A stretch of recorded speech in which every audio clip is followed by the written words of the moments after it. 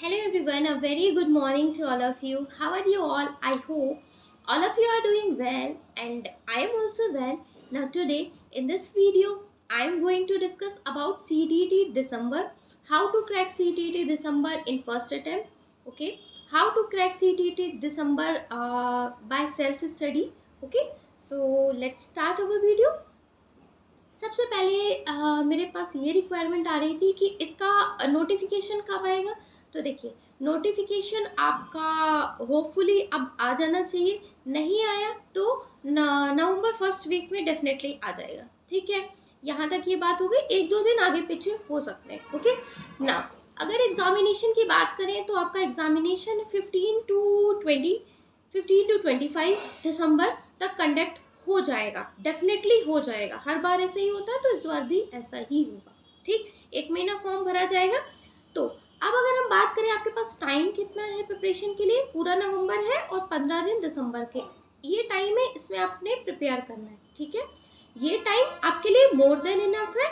इसमें आप आराम से प्रिपेयर करके क्रैक कर सकते हैं। ठीक है, इससे भी कम टाइम था मेरे पास, मैंने सारी रिस्पॉन्सिबिलिटीज के साथ प्रिपेयर करके क्रैक किया था। ओके, सो आप सभी को पता है कि 5 सब्जेक्ट होते हैं, CDP, Hindi, English, EVS, maths for paper 1 and paper 2 में आपका लाइक साइंस एंड मैथ्स आ जाता है for science stream, and for commerce and art stream आपका एसएसटी आ जाता है। ठीक है, 60 मार्क्स की, 60 मार्क्स का दोनों। ठीक, तो आपने करना ये है कि अभी से अगर आप 2 घंटे भी पढ़ते हैं तो आपके लिए सफिशिएंट है। आप एक सम्मानजनक स्कोर ले आएंगे, 110 प्लस आराम से ले आएंगे।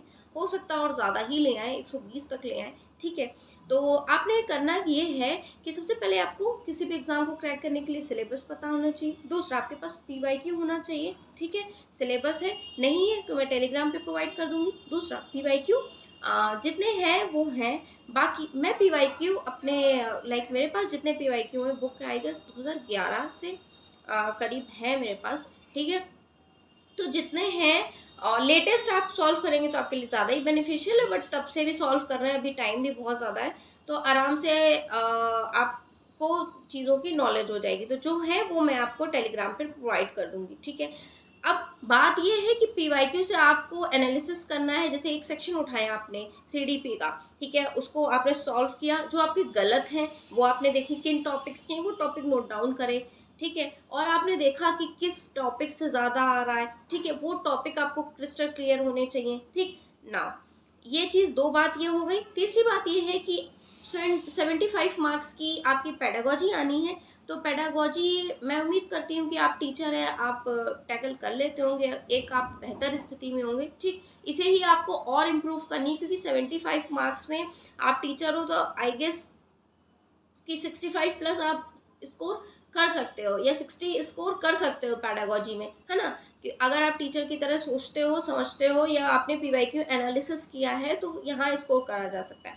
75 मार्क्स का जो आपका कंटेंट पार्ट आना है वो कैसे टैकल करना है। सीडीपी के लिए आप वीडियो सुन सकते हो, किसकी, let's learn by Himanshi Singh या फिर Sachin sir academy. English medium के लिए let's learn Himanshi Singh, Hindi medium के लिए आप सचिन एकेडमी को देख सकते हो।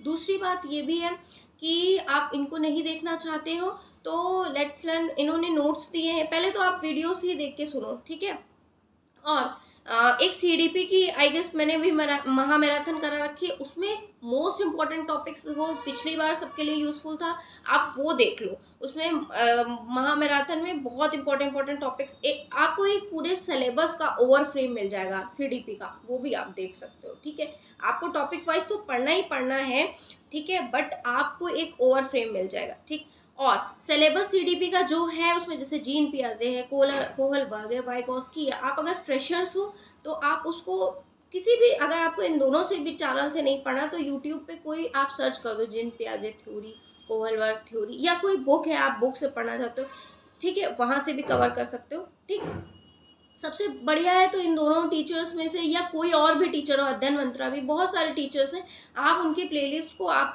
जैसे काम कर रहे हो आपको पढ़ना है, ठीक है, तो आप ईयरबड्स लगा के अपना सुन सकते हो। सुन लो, सुनते सुनते ही आपको चीज़ें रिकॉल हो जाएंगी। और मैंने सुन सुन के ही, जैसे काम करते करते मेरे पास रिस्पॉन्सिबिलिटी थी, I am married having kid, तो रिस्पॉन्सिबिलिटी थी, ठीक है, तो कान में ईयरबड लगा लगा के ड्यूरिंग कुकिंग ड्यूरिंग और भी अदर एक्टिविटी क्लीनिंग डस्टिंग, मैंने बहुत कंटेंट रिकॉल किया है, ठीक है।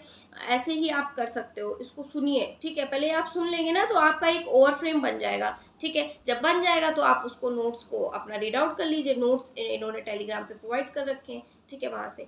हिंदी और इंग्लिश की अगर बात करें तो हिंदी में 15 मार्क्स की पेडागोजी, 15 मार्क्स कंटेंट, 15 मार्क्स के कंटेंट में आपके पैसेज आने हैं। पैसेज में एक गद्य एक पद्य का आना, आप हिंदी भाषी क्षेत्र से आराम से वो टैकल कर लोगे, हिंदी का कोई टेंशन लेना है नहीं, ठीक है ना। इंग्लिश की अगर बात करें तो पैसेज प्रोज और पोइट्री का आना, इसके लिए आपको टेंशन लेने की बात ये है क्योंकि मेरे पास कमेंट आ रहे थे कि उसका लाइक वोकैब वाला पोर्शन क्लियर नहीं होता है, ठीक है। तो उसको आपको PYQ से प्रैक्टिस करना है, तभी आपका वो अच्छे से आप उसे टैकल कर लोगे। एग्ज़ाम टाइम पे ये वाला पोर्शन नहीं हो पाता है, पिछली बार भी कुछ बच्चों का नहीं हो पाया था, तो आप ऐसे कर सकते हो, अभी से प्रैक्टिस करो, आप अपनी वोकैब स्ट्रॉन्ग कर सकते हो। अभी तो यहाँ बुक है नहीं, वरना मैं दिखाती इंग्लिश बाय। आप अगर अदर एग्जाम की भी तैयारी करो, जैसे मेंस देने जा रहे हो, जैसे DSSB है या सुपर टेट है, तो आपके पास कोई ना कोई बुक होगी ना इंग्लिश की वोकैब, आप वोकैब उससे पढ़िए, वोकैब आपके लिए आगे भी यूजफुल होगी। मेरे पास है नीतू मैम की है, ठीक है, उसमें है vocab, synonym, antonym, one word substitution. English को आपको बेहतर करना ही करना है, आज नहीं, आज इसके लिए नहीं करना है तो आगे के लिए करना है। हालांकि इसमें तो बहुत कम आना है बट आगे के लिए भी करना है, ठीक है। अब अगर बात करें EVS की तो 3 to 5 को आपको EVS आप या तो बुक खरीद लिए, बुक भी बहुत ज़्यादा महंगी नहीं मिलती, 70 से 75 रुपए की एक बुक मिलती है, 3rd 4th 5th की आपको लेके पढ़ना है, ठीक है।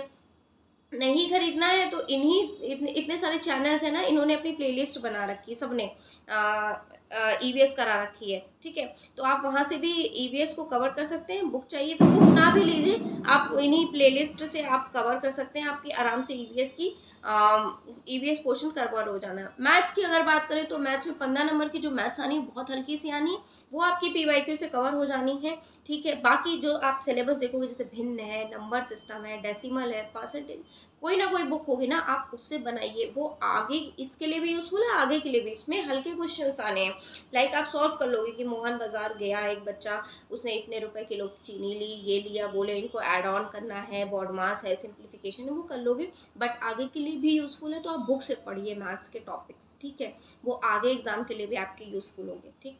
मैंने आई होप यहाँ तक बता दिया है।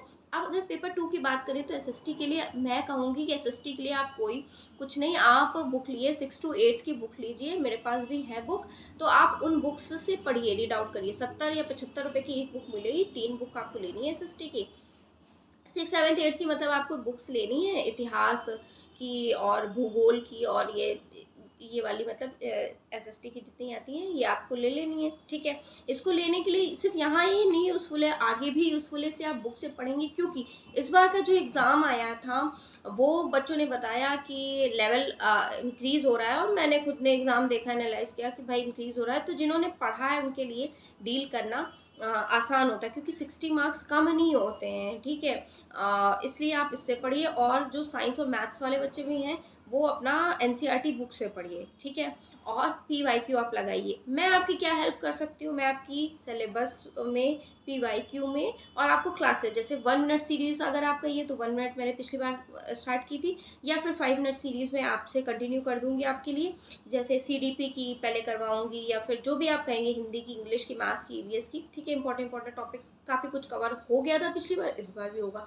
मैराथन्स मैंने दी थी, इंग्लिश की, CDP की, ये सब आपके लिए बेनिफिशियल थी, ठीक है। ये सब, इन सब चीज़ों में मैं हेल्प कर सकती हूँ, और बहुत सारी चीज़ों में आपकी हेल्प कर सकती हूँ अगर आप मेरे साथ जुड़ते हैं, ठीक है। आपकी कोई भी क्वेरी होती है उसे सॉर्ट आउट कर सकती हूँ, कहाँ से कैसे क्या पढ़ना है, कोई भी टॉपिक आपको नहीं समझ में आता है उस पर लाइक वीडियो बना सकती हूँ। ये सारी चीज़ें मैं आपकी एक हेल्प कर सकती हूँ, एज आ, आप कुछ भी बोलो, सिस्टर या जो भी बोलो, हाँ, as a sister, as a teacher, as a बहन, ठीक है, कुछ भी आप बोल लें, ठीक है। मैंने ऐसे ही क्लियर किया था सीटेट, ठीक है। तो मेरी ऐसी ही कुछ स्ट्रेटेजी थी, मेरे पास टाइम कम था, आपके पास टाइम मोर देन इनफ है। आप 1 से 1.5 घंटे पढ़ाई करते हैं, आधे घंटे PYQ देखते हैं। PYQ आप पूरे लाइक नहीं लगा सकते, आपको प्रॉब्लम होती है, तो आप एक दिन में एक सेक्शन लगाइए, ठीक है। एक दिन में एक सेक्शन लगाइए, एक दिन में एक सेक्शन लगाइए। हाँ, सेक्शन लगाने के बाद एनालिसिस ज़रूर करिए, जो आपके रॉन्ग होते हैं ना उनको डेफिनेटली देखिए, उनके जैसे पीछे बुक के दिए होते हैं ना, उनको रीड आउट करिए कि क्या गलती है क्या है। फिर जब आप उसको लाइक किसी बुक से तो पढ़ा होगा ना, तो उस बुक में वो जब ध्यान आया कि हाँ यार ये पढ़ा था, ठीक है। जैसे अभी मैंने एक PYQ लगाया, मेरे को प्रॉब्लम हुई, ठीक है, तो मैंने एनालाइज किया, उस बुक से पढ़ा, फिर मैंने पढ़ा अच्छा ये ग्रह में इन वाले टॉपिक में मेरे को दिक्कत, तो उस टॉपिक को अच्छे से रीड आउट करिए। ये कुछ स्ट्रेटेजी आप फॉलो करेंगे ना, तो सिर्फ सीटेट के लिए नहीं, आगे के लिए भी बेनिफिशियल। सीटेट आपका 15 से 20 दिन में भी अगर आप अच्छे से पढ़ते हो तो क्लियर हो जाता है, इतना कोई हुआ तो नहीं है। बट आप एक अंडरस्टैंडिंग बना के चलिए कि लेवल इंक्रीज होना है। पिछली बार यहाँ पहले यहाँ लेवल था, फिर पिछली बार अभी जो एग्ज़ाम हुआ यहाँ लेवल, अब आप उम्मीद करिए कि इससे कम नहीं जाना है लेवल, ठीक है। सो आई होप आपको अच्छा लगा होगा, है ना। थोड़ा वीडियो लंबा हो गया, but you manage, okay. So it was in this video, meet you in my next video, till then tata, bye bye, take care.